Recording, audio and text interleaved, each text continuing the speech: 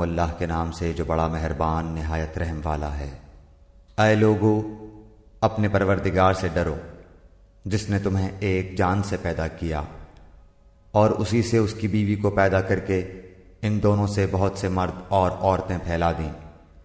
اس اللہ سے ڈرو جس کے نام پر ایک دوسرے سے مانگتے ہو اور رشتے ناطے توڑنے سے بھی بچو، بے شک اللہ تعالیٰ تم پر نگہبان ہے۔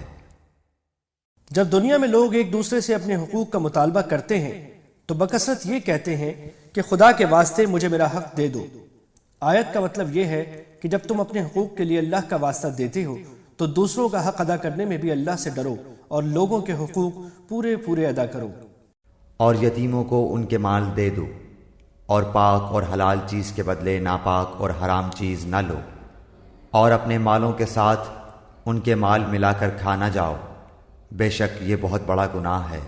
کسی مرنے والے کے بچے جب یتیم ہو جاتے ہیں تو ان کے باپ کی میراث میں ان کا بھی حصہ ہوتا ہے، مگر ان کی کم عمری کی وجہ سے وہ مال ان کے سپرد نہیں کیا جاتا، بلکہ ان کے سرپرست مثلاً چچا، بھائی وغیرہ اسے بچوں کے بالغ ہونے تک اپنے پاس امانت کے طور پر رکھتے ہیں۔ اس آیت میں ایسے سرپرستوں کو 3 ہدایتیں دی گئی ہیں۔ ایک یہ کہ جب بچے بالغ اور سمجھدار ہو جائیں تو ان کی امانت دیانتداری سے ان کے حوالے کر دو۔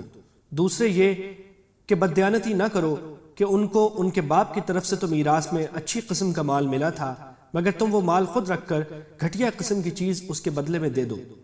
اور تیسرے ایسا نہ کرو کہ ان کے مال کو اپنے مال کے ساتھ گڈمڈ کر کے اس کا کچھ حصہ جان بوجھ کر یا بے پرواہی سے خود استعمال کر بیٹھو۔